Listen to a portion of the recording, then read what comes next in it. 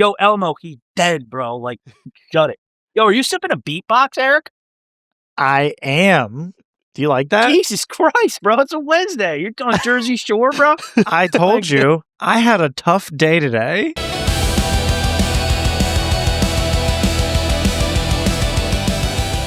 Today was like the draining, like somebody said, your face says it all, Eric. And I think my face just looked like all day today. So I've got some swishy pants. Can you see that? Okay. Oh, wait, what does it do? What do they do? Salem does this when she's like showing me her makeup. She goes, is that a makeup thing? When they show their stuff off and they put their hand behind it and they go. So I'm going to show off my also hazy IPA. Hold on. I want to backpedal. Mm-hmm. So when someone says it looks like you're having a rough day, like is that like when someone tells you, "Oh man, you look like shit"? Yeah, it is. Right? Yeah. And they weren't wrong. But is that I like to just say, "You look how I feel." That really pisses people off. That's a good one. And is that like, is that acceptable to, I guess acceptable is but like, because I definitely say that to people too. You know what I think back to? Office Space, when he says, when he goes to his neighbor and he goes, have you ever had anybody say you look like you got a case of the Mondays? He said, no, I don't think they have. I reckon I'd probably, what did he say? I reckon I'd probably punch somebody for saying that to me. Yeah. What does he say? What? Fuck no. Or hell no. I mean, I don't know. Or it's like, oh, you look like you put on some weight. You know, like, oh yeah. Like, or when you lose weight, and someone's like, "Oh, I could really see it in your face." You're like, "I lost like 30 pounds." Like, how much fucking? Fuck you. Yeah, right. Like, what the fuck did I look like? It's always I can see it in the face, and it's like, oh, yeah, great. But speaking of losing weight, I guess it's kind of unrelated. Cracker Barrel's back. I know, fucking right, man. I was all over that. I was so pissed. Dude, I'm so done with that shit. Every single restaurant is no longer cool. Like the McDonald's, the Taco Bells, the Pizza Huts. They just turn them into these hermetically sealed crate and barrel looking. Like it just, I couldn't take it. Not my Cracker Barrel. No. And my thing is like, so what was the hashtag not my Cracker Barrel? Hashtag. Yeah. Well, not my cracker, not my barrel. I don't want it. Like, what was the reasoning to change the logo? Relevancy and proving competency from their new CEO. So they got to shake something up. A lot of CEOs don't really stand out. I'm a big, like, I like investing. Like, I do the stock market a lot, and I really look into like CEO changes and what that does, and company strategies when they do pull a CEO from one place to another, what they're trying to do. And a lot of times companies will bring in a new CEO that's actually lower salary than the one that they got rid of or they left. And that person wants to stand out. So they're like, I got it. We'll rebrand. It's like, no, new person, like just run the company, run the money, like do the CEO stuff. Okay. Especially, it works. Well, right. And that's the thing too, like, especially if something is, I'm all for change when change is necessary, but like, change doesn't have to happen just to happen, especially if you're still Cracker Barrel, honestly, seemed pretty fucking relevant still. You know what I mean? Right. Like, I never thought like, oh, that's a company they're about to go tits up. Like it always seemed like, dude, you hit any like exit on 95, there's always a Cracker Barrel, to pull off. It's a safe place, dude. It's a safe space. It's like when you're playing tag, that's base. Like if you're worried or like somebody's following you or you're like, that guy's got a gun, go to Cracker Barrel, get out of your car and be like, base, you cannot touch me. Don't touch me. It's true. It's true. And I get, okay, Ruby Tuesday. That's a chain that's dying. Like, I get if they throw that last... Wait, is it not dead already? Is it not dead already? Well, I mean... yeah, it's just it's pretty damn dead. Okay. We have a couple in Delaware, but like, it used to be, I mean, the salad bar used to be the shit. I used to fuck with the Ruby Tuesday salad bar, man. But I never got it all over the place. I was always like, oh, hey, that looks nice over there. I'll take a burger and fries. It's like my garden. It's like It's like the greenery back here. That was the salad bar. Well, Ruby Tuesdays. and Well, Ruby now Tuesday I'm used to not do using some. it. They used to do some Yeah. wild shit. It'd be like, hey, I'll get that tilapia covered with shrimp and smothered in parm sauce, and like people used to come in and fuck that shit up. It was wild. You guys know tilapia is not a real, like, there's no such thing as a wild tilapia. That is a completely 100% man-made fish. Well, right. So, and like tilapia is like Farmed. the I did not know lowest of the low, right? I mean, in terms Yeah. of when you're. Like, So they I just wouldn't bred a feed- fish that was going to be as Yeah. cheap to raise and maintain as possible. It's like a GMO version of a fish. Like, it's literally bred to be bred. It's just literally farmed. It's like, you know how they wild caught salmon and farmed salmon, shit like that. You cannot go and get a wild caught tilapia. That's You some notice- people's kink. Just bred to be bred. Ah, Sure. yeah, they're like Amish fish. Come on the lawn. They put the tilapia's parents in the corner Yeah. while the That other fish's tilapia, eyes while are you make starting more to get- tilapia. Their eyes start getting real far apart. Like, oh, we got to put him in another pond or another Yeah, county right. in This is- Pennsylvania. This is getting fucked up. Well, but do you eat like I can't tell you the last time I sat down and said, you know what, let's fucking have tilapia for dinner. No, I don't know. never. I don't I've never know. had it. Yeah. I won't eat it. Nah. I'm sure that I've eaten it, but it was probably like, we have some tacos. we It's had Taco it. Tuesday, and they put tilapia for the fish. That's probably the only time I've had it. No. God, Don't God, they what the normally hell is use, wrong like- with your restaurants now? Don't they normally use like cod or Yeah, like cod or easy- haddock. The two. Yeah, You right. want cold water fish. If you're making a taco, you want cold water fish because cold water fish are usually fattier. They have to have more fat on them to survive the Hold on. colder water. So Need you to want take your notes. cod, your haddock, your salmon, like that. That's what you Get a want. pen. Well, I'll tell you, when I ate my filet of fish, Yeah. you know, it better Craig not be does- tilapia. I think it's probably haddock or cod. That's I don't. farm raised diarrhea. That's not organic diarrhea. I'll tell you what, man. I think My Greg go-to just at uses it as a. McDonald's, Go ahead. 2 filet of fishes, extra tartar sauce, and I used to get a cup of tartar sauce that I could dip those motherfuckers in.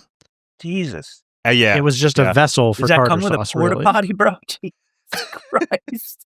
It Dude, was so you know, speaking of before we leave the fish taco topic, dude, the easiest, you want to make the best fish taco ever, okay? Here's how you do it. You take the little tortillas, like the small corn tortillas, Mhm. toast them or do whatever the hell you want to them. But you go get the Gordon's, cod or haddock fillets and put them in the air fryer so they're crispy, or in the oven so they're crispy, and just shred cabbage, like as thinly sliced as you can. Cabbage, that little piece of fish, and a little bit of you could do almost like not a Big Mac sauce, but like salsa and sour cream mixed together, and just throw it in there, a little bit of lime juice, and you're a chef. you know what? I'll tell Sound you good. what. Here's my chef meal. Okay, take some ramen. You just told us. Your fucking fish place. so I got my ramen cooking, and then I'll drop Okay. my egg in, and then I'll Oh. have my jammy egg with my ramen at the same time. And if I Okay, time it we're going just Captain right. Cook's food. Okay. Yeah, yep. And Yeah, we're so, going Chris. yeah, okay. So I Okay. sent Chris a message and I said, "Hey man, check out my jammy egg," and it was all fucking like hard boiled. It wasn't jammy at all. Just He powdery was and like- Closes the dusty. laptop. yeah. He said, "Oh, good." Like it was like good try, champ, or something. Yeah. Adam. Dude, the episode you guys did with him was so funny because I don't think on any podcast ever has been uttered a carafe of scotch. He was talking about how to get the burn out. I'm like, that's probably the only time that sentence has been uttered on a podcast anywhere, dude. That's a good And you subreddit. guys- Is brand new sentence. I love that one. Yeah, that's literally it. You guys, I have the William Hung episode on cue. I can't wait to get into that. But the episode with Chris was awesome, dude. He's a wealth of knowledge. And the cool thing about him is that he's a working guy just like us. He works full time. So when you want to be in the cooking world, in the chef world and all that stuff, and you work full time, you have to learn those cool little shortcuts and those little special ways to tweak something or to cut down on time without losing quality. And Chris, Dude, Chris should be. He should have his own network. The dude's incredible. Well, and speaking of Chris, I mean, like, so it's kind of, I don't want to say it's funny, but like how, I mean, the podcasting community, because that's what Eric and I are in, but like that's how we kind of got linked up. So we had Daniel Rinaldi on, who is a musician who knows Chris. Okay. Somehow after that episode aired, Chris and like we got connected somehow, and we started talking, and that's how we had him on. And then he posted like, "Hey, I'm going to be in Philadelphia or in the Philly area for this hot sauce convention." We're like, "Well, shit, we're in Delaware. We're only 45 minutes away." Like, yeah. And then that's how we met you. Yeah, that's I met you guys through Chris. Yeah. Chris was like, "Hey, I want these guys to come to the festival." Like they did the podcast. I did the podcast with them. It was really cool. And yeah, that's a great example of how stuff links up. Dude, I've met people just straight up on my algorithm. Chris was on my algorithm. I'm like, this dude's in New York. We got to throw down at my house. And another guy, Paired Pints, Phil Bosco from my podcast, Full Slice, he was on my algorithm and just looked like a cool guy too. So I invited 2 strangers from the internet to come over to my house. And I was like, bring your knives. That's another sentence you don't want to tell strangers. But I was like, yo, come over to my house. Bring your knives. My girlfriend was away that day, so if they wanted to kill me, they could have easily gotten away with it. But yeah, it's so fun and easy to network nowadays with all the connections that people have. It's just fun. Like this kind of stuff, dude, I do this all day long. I love it. Imagine doing the exact opposite of what our parents said to do when we were younger on the internet. Don't talk to strangers, and definitely don't tell them where you live. So, but it's fascinating too, because I mean, you mentioned William Hung, and William Hung was one of our first guests that we had on the show, and so don't expect a lot out of that episode. No, it's okay, dude. It's William Hung, man, and then you go straight from having William Hung to an Italian dude on social media that cooks jammy eggs. So I'll tell you what, man, William Hung, that was our shortest episode, but that was also a really good learning episode for us, what to do and what not to do. But it, it's fascinating though, because like, as we start to meet people, then we get to kind of meet the people that they know. And then it's like this awesome, ever growing circle. I was talking to Eric, we had on, his name is Fuge, he's a rapper, I think Georgia, right? And he does music for he's a rapper that does children's music, and right, he just posted that he had his first song on Sesame Street. Well, it turns out that Bill Sherman, who we also had on, who wrote Hamilton with Lin-Manuel Miranda, it also knows him, and they all got linked up and helped him get this song on Sesame Street, because Bill Sherman also he's the music director for Sesame Street. It's just things like that is fucking cool. Now, I can't pretend to be smart, dude. The only thing I know what you said was Sesame Street. I have no idea what that was. I can't pretend. I'll tell you what, Sesame Street, apparently it's fucking dope. Going on set apparently is the coolest thing. That's what I want to do in my life. I want to do that before I die. And when we talked to Bill, I told him that I almost got on, and I auditioned. How do you get on Sesame Street? Well, I was a kid, and they had auditions. They must have had auditions in Philly or something. And my mom tells me this story. Yeah, so I don't remember, but my mom told me that this was me the whole time. Count to 10, and I was just picking my nose the whole time, did not get on. I'm sure that they just walked. They said, "Oh, what's wrong with him?" Goodbye. It's a tough interview process. Do you know your primary colors? Can you count to 10? And that's it. I imagine it's not what is it? Family Guy, where do you see yourself in 5 years? Don't say doing your wife. Don't say doing your wife. Doing your son. Looking at the picture on his desk. God damn it. Yeah. But so let's backpedal to Chris and the Philadelphia Hot Sauce Festival, right? Because that was the first thing, podcast event thing that Eric and I went to. Mm-hmm. So and it was a really fucking cool time. That's why we come every, because it's such a fun, easygoing day. Cool. And we went, and you never know going to events what it's going to be like, and especially it's all people we didn't really know. I mean, we talked to you maybe through Instagram in a message here and there, and we talked to Chris on an episode, but we didn't really know him. And it was just a very welcoming community, which was fucking cool. Like that was like, it was such a good time, you know. And I tell people that do that. We try to make it like that. Mhm. and when it, what was it, March, April of this year, March, and yeah. it was just as fucking fun again, you know. Mhm. Yep. The people in try Chamonix to- are so nice. I love them Oh, so yeah. much. They hook it up. Generous. They've got some amazing beer. I didn't know that they were so local to like Delaware. Like they're up in Philadelphia. I had no idea because they made at one point in time, one of my favorite beers, the County Line IPA. Yeah, it's a good one. Tops. Oh my God. Yeah, it's a good one. What I like about that place is obviously it's conducive. It's a conducive venue, but they are cool owners. They are cool people. They're very grateful because they understand that a festival like this brings in just a ton of people that are just going to slam beers and not get hammered, but like it's a clientele that requires more hydration than normal clientele. And what we tried to do, one of the ideas I brought with my partnership with John, White House Station, with putting on the event, I said, let's have a table or like an opportunity for podcasters to come because there's so many small podcasts that are growing like very fast. I would love to have them involved. So like having you guys come and walk around, you had your field mics and your cameras and stuff. Even some of you hopped in on judging and just like you guys just dove right in. You didn't stand there and just like, wait for something to happen. You guys just went out and found your own way. And I thought you guys left like 5 different times and then you would just pop out of nowhere like, oh God, like an alien. I was like, they're back, and we had Mike from Seeking Heat came out from New York. Chris came out from New York. Like all these content creators, it's such a benefit to all these small businesses. Cause at the end of the day, whether ticket sales are here nor there, I want every small business involved to go home saying that event was worth it. We learned a lot of cool stuff and we got to network with great brands like, like you guys, like other podcasts, like to just, promote small business. That's all this is about, dude. I'm a very big anti-corporate guy on my Apple laptop.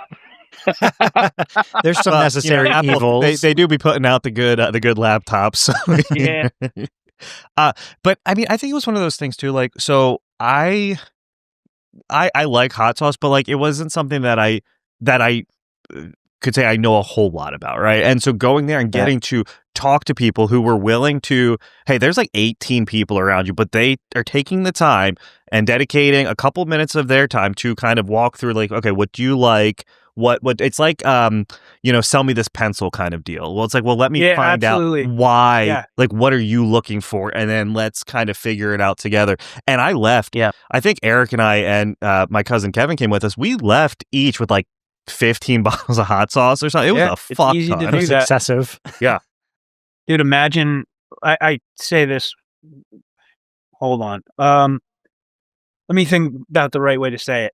When putting on the festival and like doing the whole social media thing, like I can't leave there without like boxes. It's so hard to say no because I don't want them to think like, oh, I don't want your hot sauce, but also I love hot sauce. So, dude, it's brutal leaving there. I have so many sauces and then trying to represent it right. And then there's certain brands I'm working with in partnerships and stuff like that. So it's like, oh, I don't know what to do, but it's dude, there's a lot worse things you can come home with at a festival than a bunch of big box of hot sauce. Well, it's nice too because it lasts for so long, so it wasn't like you bring it home and it's like, fuck, I have to consume all this in like a week, it's not like you're coming home with Let me prepare my toilet.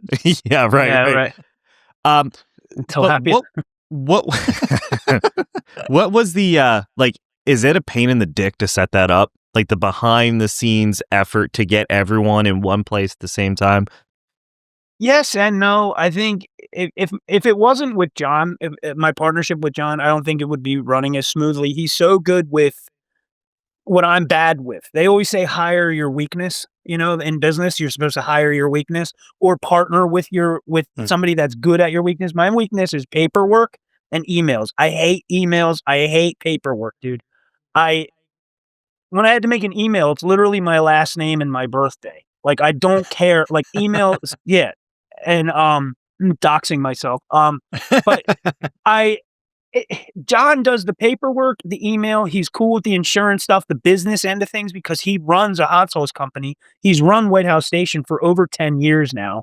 So he knows the ins and outs of everything. But my end of it is the marketing and getting brands and reaching out to try and expand the circle of people that come and enticing them to come by saying, hey, there's more than just hot sauce here for you to sell. There's going to be exposure for, social media through my end, and I'm going to try and get a network of podcasters together. So it's kind of fun to be creative and think of those, those fun ways to get everybody involved. You know what I mean? And we have our loyal guys that come to every festival. We got the same people going to Boston too that we do in Philly and Saucetoberfest, which is coming up. It's really fun. I think between me and John, we really have found our home at these breweries, and it's really enjoyable to do. Well, and I think too, like, you guys did a really, really nice job of, I mean, okay, if you don't like hot sauce, there are some good fucking food trucks there too. And like those cookies. Yeah. I love those things. Yeah. And like, I think last year, those like, they were hand cutting those French fries and then like, bro, they dug those potatoes up that weekend. That's a farm that's near my work. And I drove by and said, hey, you guys just sell they were at a farmer's market by my work. Their farm is right down the street from the welding shop I work at.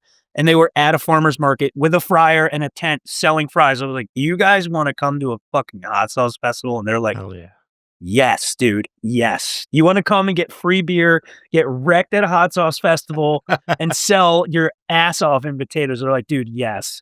And they were cut. They were dug up that week. That's why they were good, man. Because they were not from so the grocery good. store. I mean, some of the best fries I had, and it was nice too because in the Chamonix they were treating Eric and I very, very nicely over in the bar area, and because they're smart. You got cameras and microphones. That's who you give the beer to. You don't give the beer to the loud guy in overalls screaming about, screaming about property lines and shit. You give it to the boys with the headphones and the mics, man. That's who you give it to. They hooked us up with like glasses, and I think it was the manager, and she was just like so kind to us. Cool, yeah.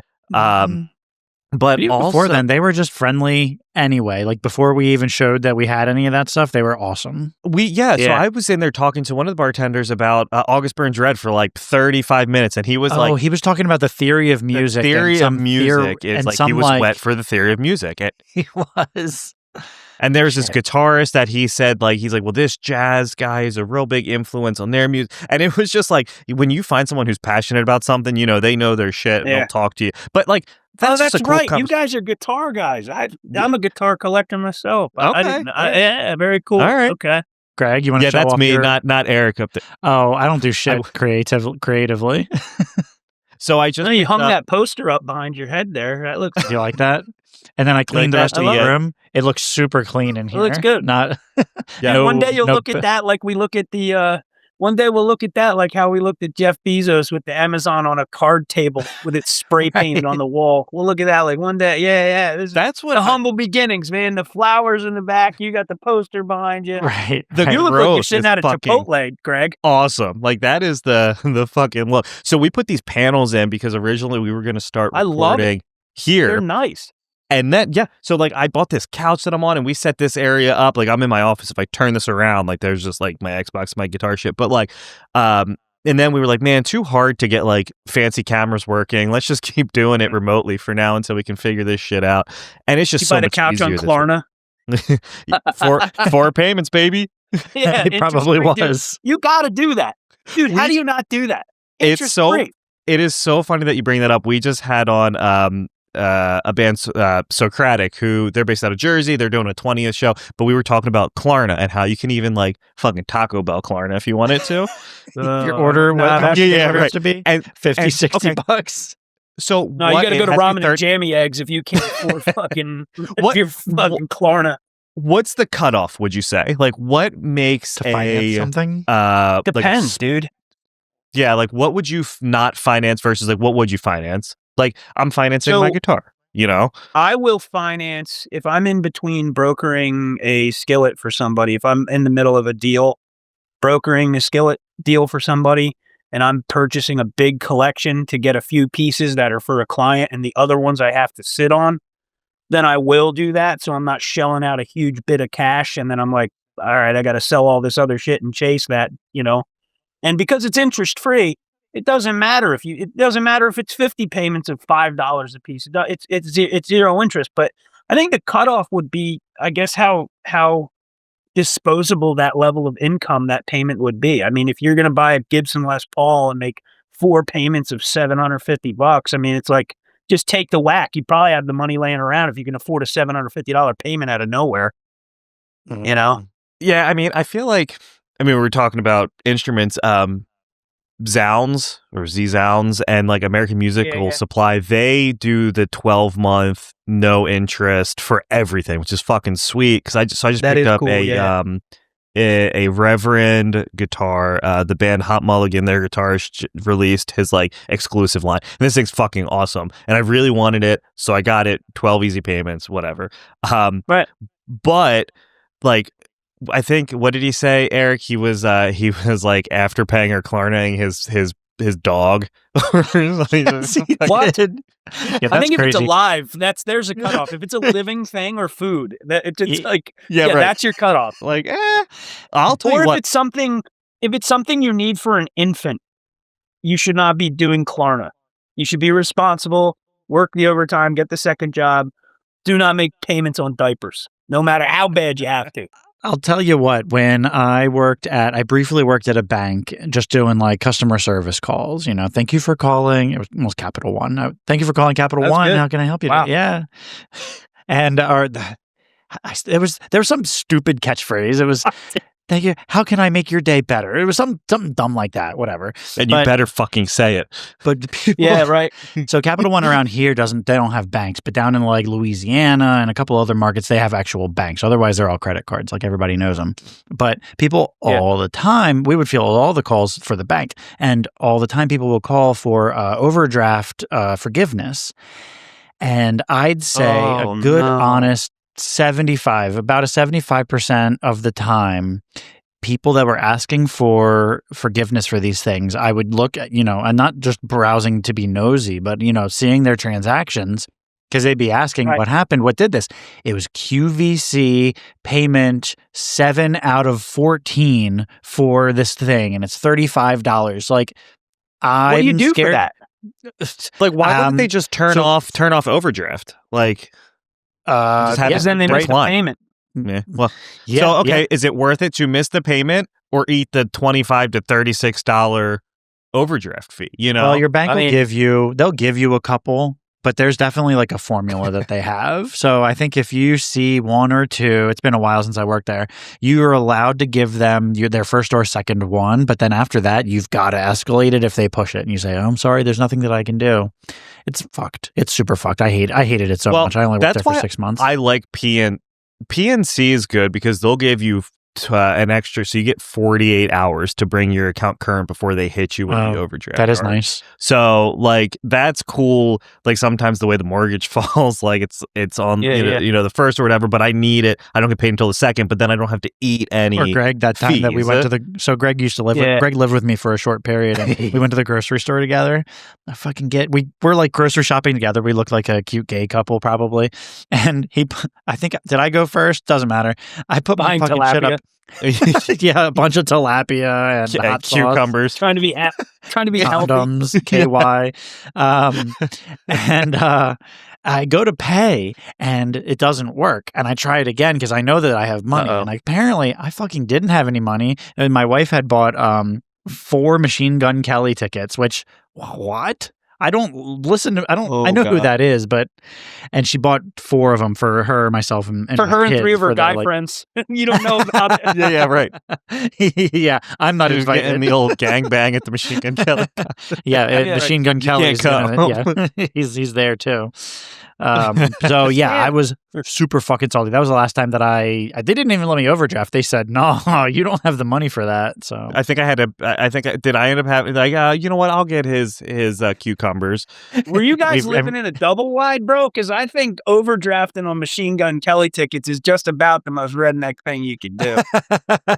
We actually, so fun fact, and my wife listens to every episode, so she's gonna love this that I brought this up. Her dream is as soon as the kids move out, No, it's okay. No. She's gonna love it.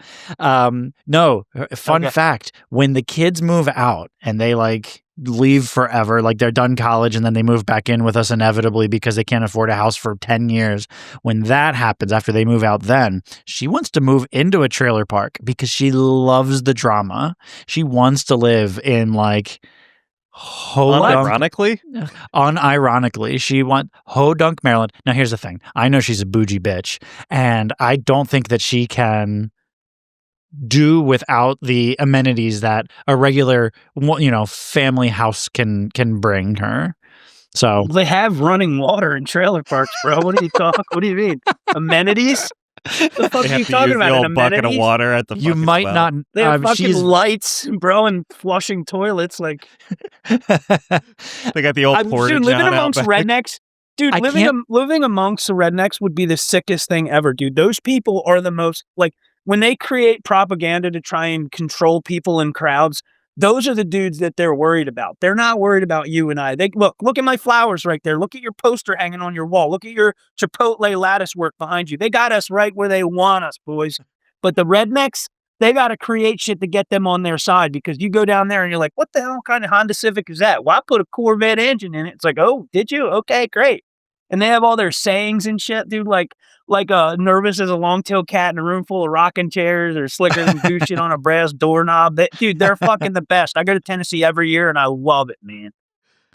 So, and that's do you think that that they're the she'll- people or- that changed the Cracker Barrel thing, right? They're the ones that were like, Dude, hashtag not my Cracker Barrel, if they used X or Twitter. Yeah. They had no idea what they meant when they said the South will rise again, man. One Cracker Barrel tweet and that shit went off.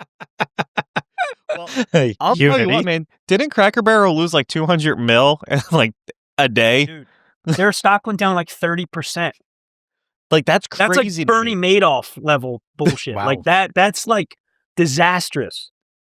I feel like though it would have been a perfect time. We should have bought that tasty dip, because then when it shot back up like 2 days later, Yeah, but everyone was pissed off. They're like, I'm not investing in it. Yeah, Dude, the fuck- funniest thing about all that, and I don't like to get into this kind of shit, and I'm not going to push this kind of shit, but the funniest thing was when people thought it was a woke agenda. It's like, dude, woke Cracker Barrel. Have you ever been to Cracker Barrel? It's probably the least woke establishment you could ever go to. Well, and so are all Cracker Barrels dry? Or do any of them serve don't sell alcohol? alcohol. They're all dry, right? I believe they are. The ones in New Jersey are, because Jersey sucks. I think you can't even buy beer at Walmart around here. Neither can we in Not Delaware. in Delaware either. Well, Delaware has a pretty Yeah. strong thing, because I was wondering about it, and I think somebody explained it to me. We have Is there so anything many. in Delaware? Nope. You know what? We The have trailer park. we have Yeah, trailer yeah, park my yeah. wife nice. wants to live in. I mean, Yeah. we have a beach. I don't know if it's necessarily Amenities. nice. Does Delaware have amenities? We've got running water. We've Okay. got showers. You know what? We have George Thorogood and Aubrey the Delaware Plaza. Destroyers and Aubrey Plaza. Yeah, Mhm. George Thorogood is not a good representation of Delaware, because he says I Yeah, drink that's all we alone. got. Oh, The population don't forget, is we one. have Joe Biden too. So, Okay. Yeah, All right. so you Next. get what you get here. But you know, we Yeah. don't have sales tax. that's right. That's true. That's because there's So- nothing to buy. That is not. It's I funny was that we about need to- people to dude, I come like here. beating up other states. Any other state that does a podcast, I'm beating it up. Any state. I It's love funny that. though, because like whenever we have people on, well, I guess this has only happened twice, but like when people are like, oh well, yeah, I went through Delaware and we stopped at the mall, Yeah. and the mall, the Christiana Christiana Mall. Mall's the shit, and like Yeah. that's what we get, you know. Mhm. It is But- one of Delaware's our actually pillars. kind of, it's kind of shaped like the fish pieces I was telling you guys to look for at the store. It's kind of shaped like that. A little thin at the top, wider at the bottom, kind of Okay, like that. Okay, Looks like an Not upside like- down Vermont, kind of. not like a fillet. Yes, yeah, that is actually what we're shaped like, but not like Greg's fillet of fish. Yeah. What state is that? Just a nice Colorado, Colorado. nice Yeah. square. Wyoming. Yeah. All them ones out there in the middle. Look, do not Dude, talk shit on don't the let me filet get of on fish. a podcast about Wyoming, dude, because I'm ready to fire off, dude. Let me go. I don't know enough fun facts about Wyoming to fuck them up. You don't need to. It's a fucking square, dude. It's shaped Yeah, like, what four happens 90 in degree Wyoming? angles. I think That's your less selling happens in point. Wyoming than happens in Delaware. Come see our boring square counties. Or geometric shapes. Maybe stand in 4 states at the same time. Are they around that little? Oh yeah, you could do downward facing dog in 4 different states. Yeah. Yep. Or as Greg would call it, downward facing doggy style. Yeah. Yeah. I'm a big fan. I've tried it. And that's Eric was actually there. I was in front. What? You were downward facing. Right before you went grocery shopping. Yeah, right. Yeah, right after that, we went and we picked up some groceries. Did a nice, dined and wined him. You're regretting this guest immediately here. You know what though? I do want to ask. So the speaking of fucking, cast iron. So like, is it Mr. Cast Iron? Yeah, right. Or is that your father? No, but like, if I'm in all 4 states. Where did that come from? Has that always been your thing? Or like, where did the love for the cast iron come from? Or cast isle, as Preston likes to call you, right? Cast Isle Iron, yeah. Those guys, those are some good boys there. The Preston and Steve show, those are good guys. Yeah, it's funny because you know there has to be a good backstory because no one chooses to lug around the heaviest shit you could possibly collect. Like, I have to buy the heaviest shelves that Home Depot could ever sell.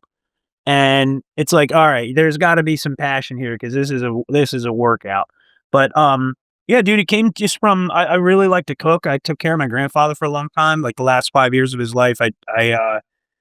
I was starting college and I dropped out of college. I quit my job and moved in with him. I lived with him. I moved like an hour away from all my friends and everything. I just wanted him to have a good life because he meant so much to me. And he didn't have a lot of money and he didn't want to leave his house. He wanted to live out the rest of his life in a house. And I didn't want to see him in a nursing home or anything like that. So 18-year-old kid, 24-hour round the clock taking care of him. I had to learn how to cook. And he was from Tennessee. He's from the Smoky Mountains. He's not going to eat shitty food. He did like filet of fish though. And he was my best friend and I took care of him until the day he died. And I feel like when I cook food, I keep his memory around. And on my dad's side, my dad's mom meant a lot to me. We were very, very close. I've only lived like 20 minutes away from my whole entire family, my whole entire life. So everybody's been, super close. My grandmother, she was an antiques dealer and I would love to go with her when I was a kid to auctions and like she was the buying and selling queen. She was so good at it. She was so smart at identifying trends.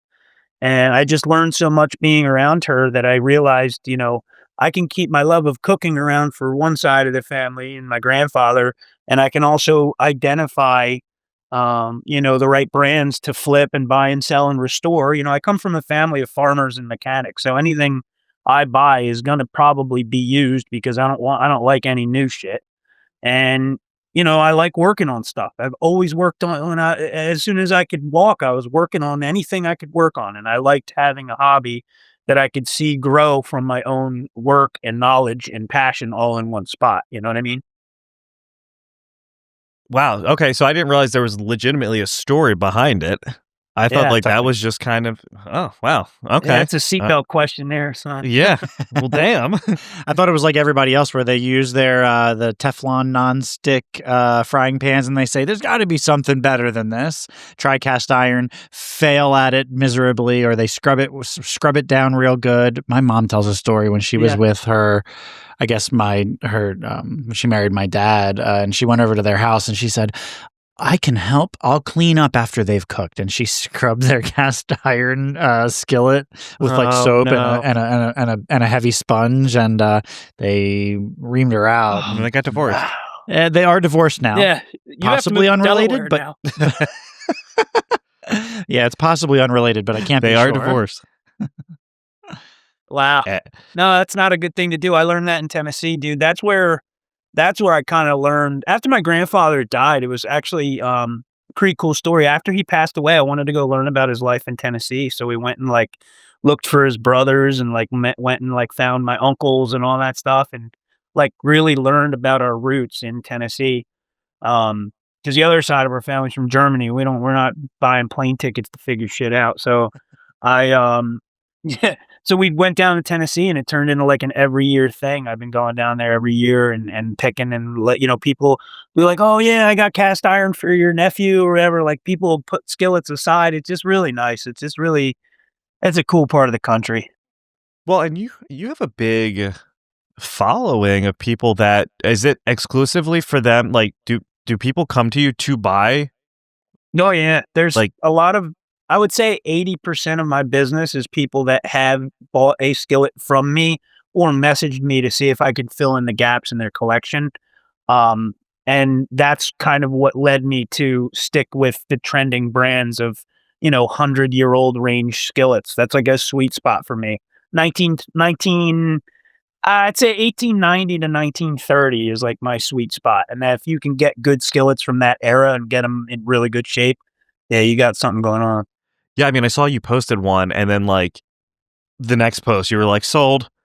Yeah, it's done, dude. I have to post the sold or my DMs are just blown up. And then what happens is you get people pissed off that you didn't respond to them. I don't have a crazy social media following, and people see it's like 70 something thousand. And people think that that's a lot. It's not a lot. What's a lot is when you get 1 million views on a random video about a fucking brake pad laying in the street or some shit. And then you all of a sudden get another 1,000 people overnight that are following you and interested in cast iron.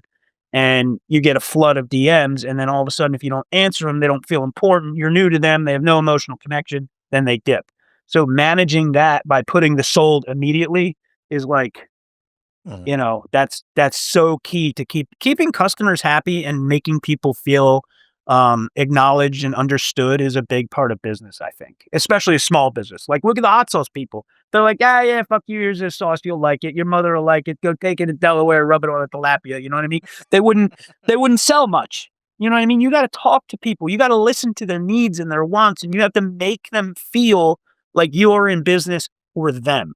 That is how you succeed in business. There's no other rule than the customer comes first. And that's, I'm not groundbreaking, any terminology here. Obviously the customer comes first, but that's how I put the customer first in my line of business, at least. I mean, the social media though is so fucking challenging because you have to be like your phone or computer like has to be hooked to your literally hooked to your fucking hip because, I mean, like we'll not get here, messages. dude. No way. Well, we'll get messages though, and like I'll feel like a dick, and I'm like, fuck, man, I didn't see it because it got put into this spam box, and I know like when I try to invite people on, it gets just filtered into their spam box, and they don't fucking look at it. And so it's hard, and then like I try to respond to everyone that messages us or comments. I try to interact. It's so hard. It's hard to do that, dude. And you have, 70,000+ people on your page. Like we're sitting at 2,000, and it's still fucking challenging. Dude, it was 85,000 at one time. I guess I pissed some people off, but that was all right. Thin the herd, son. Dude, it's always the people that are chirping and yapping at me that don't buy anything anyway. So I'm like, dude, you've never supported my business. I do not care, man. I don't. If somebody doesn't like, that's the thing with me, man. If you don't like something that I say or something I do, I am not a backpedaler. I'm not an apologist. If you don't like something I do or say, I don't. It's been nice to see you, but talk to you later. I don't cater to anybody because then you lose who you are. If you start, catering to people, all of a sudden you're changing the Cracker Barrel logo to try and stay relevant, and you lose a ton of people anyway. So what it should be up to you. Well, I think it's so important that, you're just true to who you are, because if not, then if you try to please everybody, you're fucked. I mean, you're fucked. And you'll never do it anyway. You won't do it. And that's why I try not to even get like butthurt when people post, they're like, this is fucking stupid, or they try to whatever. Like, it's not like they're just haters. They're just unsatisfied with something in their life. And I think a lot of people, no matter what you post, it can be it could be perfect, and someone's still gonna find fault with it. They're still gonna. Dude, go shit. Look at my Cracker Barrel video, man. Go look at that post. The people that are the thing that I got to stop doing, and I don't do this a lot. 90% of the time, I don't respond to any negative text or negative messages. But that one, I was like, you know what? I'm going to fire back at some of these bitches and see how this goes. And what I find is that a lot of the negativity pushed towards podcasts or influencers, the negativity pushed towards them are always from people that have nothing going on, that I think wished they had the creativity or the time or the passion for something to go on in their life. Because I don't care about someone else's Cracker Barrel post. I would never comment something like, "Oh, you're nostalgic for a logo. Oh, I think it's in your chin." Like, yeah, dude, what? Like, who ran over your dog, dude? Shut the fuck up. Like, I'm sorry that got you, or was that the first one you saw on a morning where you were really upset at yourself? It's so psychological. I'm going to turn a light on real quick. I can still hear you guys. Sure.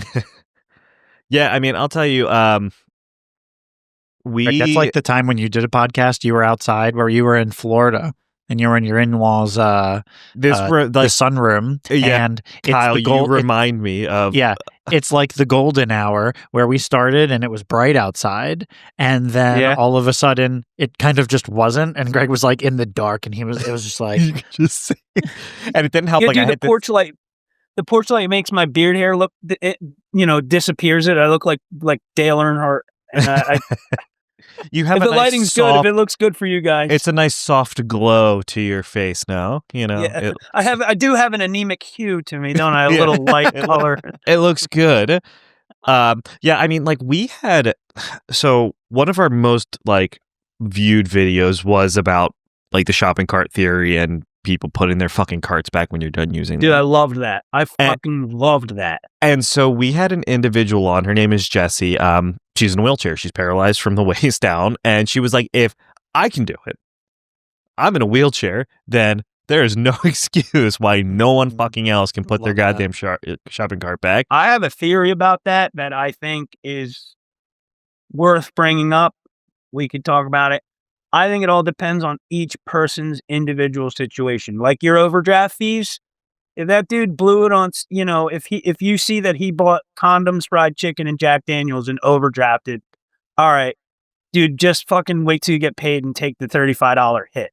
But if it's a guy buying gas because he's on the side of the road and was going to break down and he overdrafted, putting $20 worth of gas in his truck, hit the guy back with that $35. You know what I mean?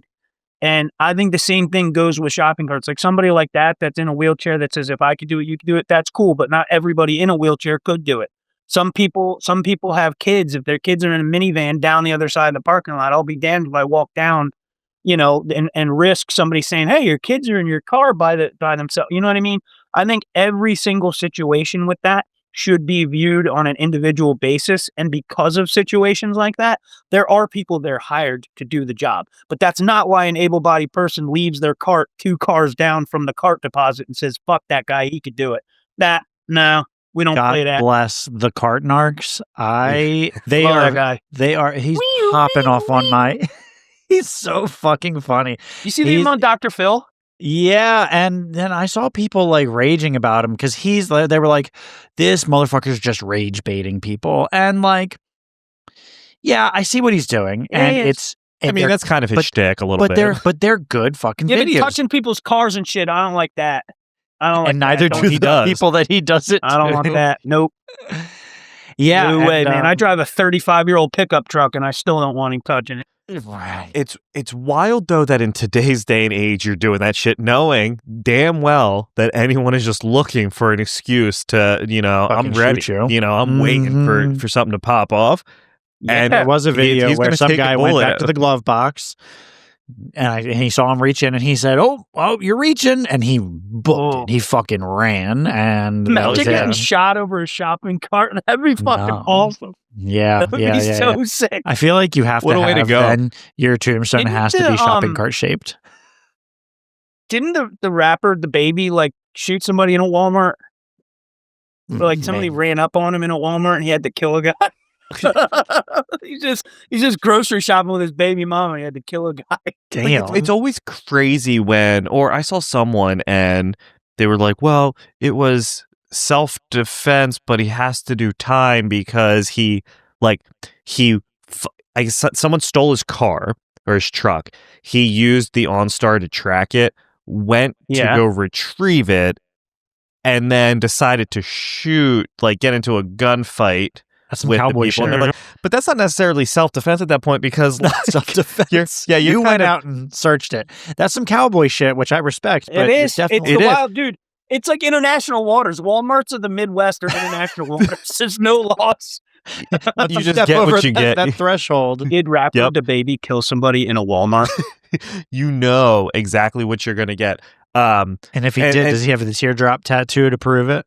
Well, and so like there was another story though where someone broke in. Wait, Greg, dude did the baby do it? Wait, what the fuck does this mean? Listen. Did rapper DaBaby kill somebody in Walmart? No, DaBaby did not kill somebody in a Walmart, but he was involved in a fatal shooting during a scuffle at a Walmart. Okay. So maybe he did didn't the guy shoot himself during the scuffle? I don't know. Yeah, I don't know, man. He didn't put his cart back. He got fucking. And does that count as a murder if you're fighting with somebody and they shoot themselves? Hey, speaking of which, I'm going to bring it down a little bit. There was apparently, what's the one nightclub in Delaware? Yeah, we have a nightclub. Cheeks? Kyle. No, it's Cheeks. not the strip club. The bridge to Virginia. I thought we only have the only club here is Cheeks. Greg, that's a strip club. There's like some nightclub apparently. I don't know what it's called. I think it's in Wilmington somewhere. But apparently, and this is very hearsay, so we're gonna start some rumors here on Daddies the Podcast for Delaware. Oh, Jesus, dude. Bouncer. I wanted to talk about skillets. We're talking about murders. Well, this isn't even would be more like so I get home and my neighbor's talking to me. He works at a bar down the street from this nightclub and he tells me, yeah, the guy, he's a bouncer at the nightclub. And I go, oh, and my wife goes, she's standing over there and she didn't see him do that. And she goes, what did he do? And my daughter's standing right next to me and I goes, oh, he committed.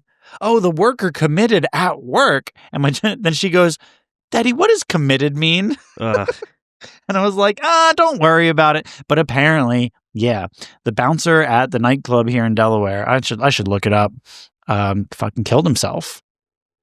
Oh, at the club? At fucking work. Like I guess like his girlfriend broke up with him or something. And he just ate one. We had a kid in every year of high school die from that. Really? Oh, it's so tragic. Car accident, dude. Death is such a weird thing for kids. I don't know how. Like, I don't have kids, but I have nieces and nephews and stuff, and they're at that age where they ask what every fucking thing is.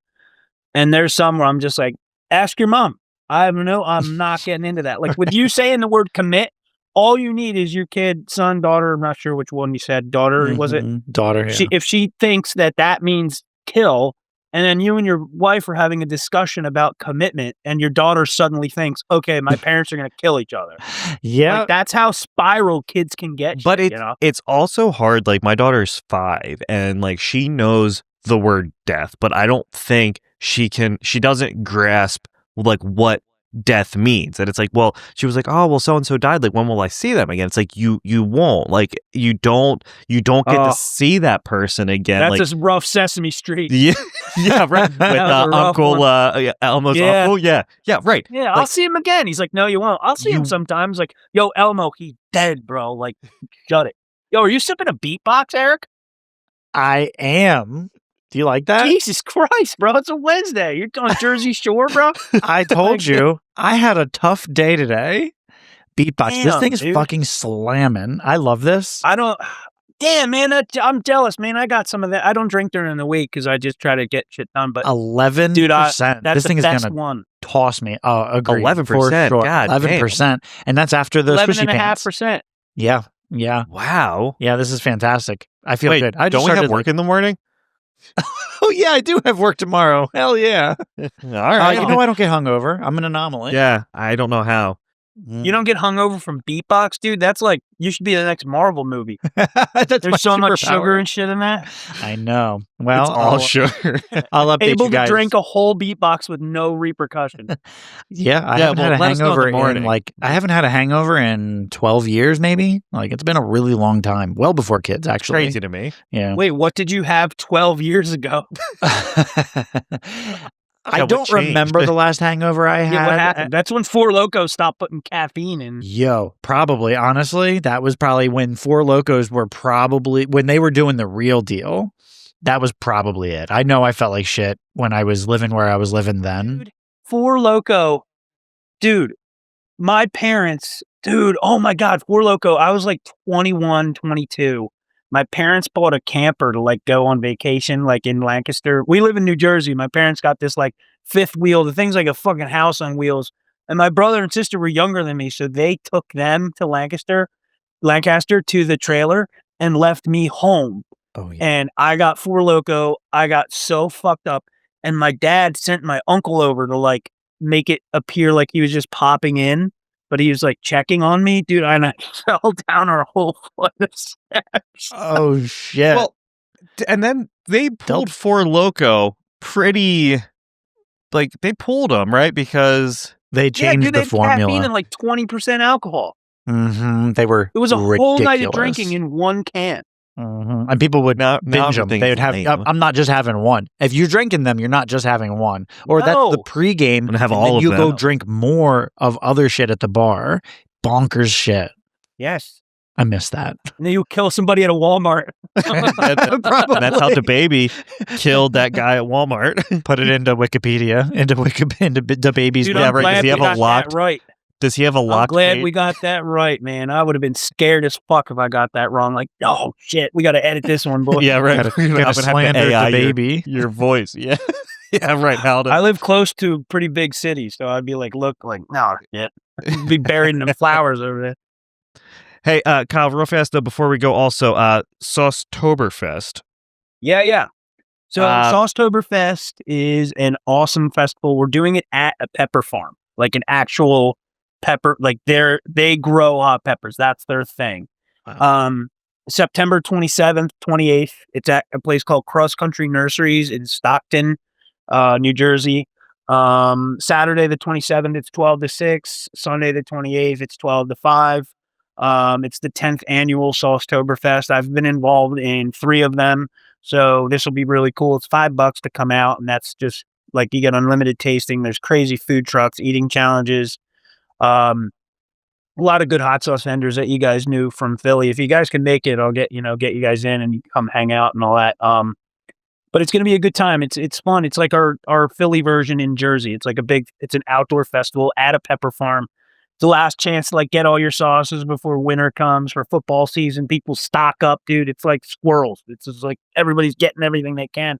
It's a good event, man. You can get tickets at njsauce.com or you can go to Instagram at Chili Plants. Okay, that sounds fucking awesome. I love this. It's up by New Hope. Is that the place, Greg, that makes the soda that they sell? That makes the fucking New Hope sodas. Yeah, New Hope soda, and they sell it at El Diablo, the fucking best burrito place in Delaware. We have that, so it's like Chipotle, but a lot better. We have that. So, we got that one. Yeah, right.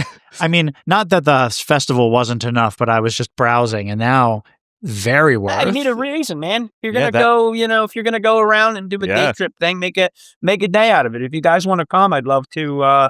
Greg, we're like an hour and a half away. Yeah. Okay. That's all not bad. Let's book it. I love it, and I'm almost out. I made the regrettable decision to buy like a lot of. I like cilantro, but I bought a lot of not really hot sauces. But my daughter, like a honeybee stinger hot sauce, is more sweet than it is hot. And I bought like cilantro and a hoagie hot sauce. I don't have a lot of actual hot, spicy hot sauces, so I need to re-up some of the vendors. I can read the vendors off. We have DEFCON sauces, which is one of the people that make they make like a shelf stable wing sauce, which is really hard to do. They're like one of the founders of craft hot sauce. They've been in the game so long. Doctor's Creek hot sauce, they were at Philly. They're local to me. They're close to me in New Jersey. Really good. They make a seafood hot sauce. They make a charred onion hot sauce, really good. Goodlands Food Co. They use a lot of fresh organic ingredients, like really weird spicy combinations, weird in a good way. Nacho Mama was at Philly. That was the guy that had like the onion sauce in the jars that like I still have a jar of that. That shit's it's so fucking good. It is good. Is It Spicy's gonna be there? They make like a lot of spice. They make really good spicy ketchup in different levels. They make spicy aioli in different levels of heat, and hot sauces. There's gonna be Oddbird Brewing. One Love Jerk Hut, which is my favorite jerk sauce. It's so good on everything. Their slogan is "No one can jerk us off," which is fucking hilarious. I remember. Shout out, she went to Dell State. Yeah, dude, Crystal's sick, dude. Yeah. She's a good business owner, man. She's Yeah. very, very good. Oddbird Brewing's gonna be there slinging beers, so you guys will get to have some beers. Eric can get fucking wasted if he could drink a beatbox. And a I'll try to get wasted. It takes a lot, but there you go. it's a mission. Spices of the Sun. They make one of my favorite sauces called Green Devil Dance. It's a green sauce. Mastodon sauce is a new sauce to me. I haven't tried them before. I'm excited. Every time there's a new sauce vendor, I'm like, oh, hell yeah. Like, I get so excited. Spotted Horse Provisions will be there. They were in Philly. They make a lot of like pickled stuff and a lot of like Eastern European inspired things, a lot of fresh organic ingredients. Amanda's really cool. We Are Wonderfully Made, small brand just starting. They have like 3 or 4 sauces, but they won Best in Show in Saucetoberfest last year. So I'm really curious to see what they come out with this year. White House Station will be there. Obviously, that's me and John's event, partnered with Cross Country Nurseries. And John and I just made a hot sauce together. We collaborated on a German red cabbage sweet hot sauce. It's all smoked cabbage, Granny Smith apples. Like, I can't wait for you guys to try it. If you're going to come out, I want to film like your reaction. Yeah. And I'm going to have a hydration station. I'm going to have a whole tent of water and snacks and drinks and stuff like that. So it's going to be a good time. And we're really excited about it. Come on out and check it out, guys. Yeah, that sounds fucking I think Daddies the Podcast has our next field trip. That's it. There you go. Put that on the calendar. And also, anyone listening, we'll tag it. We'll post it below. And then also, if you need any cast iron, get on Kyle's wait list. Yeah, there's no wait list. You just message me. If I have it, I have it. If I don't, I might have to wait for it. But yeah, cast iron _ Kyle Instagram.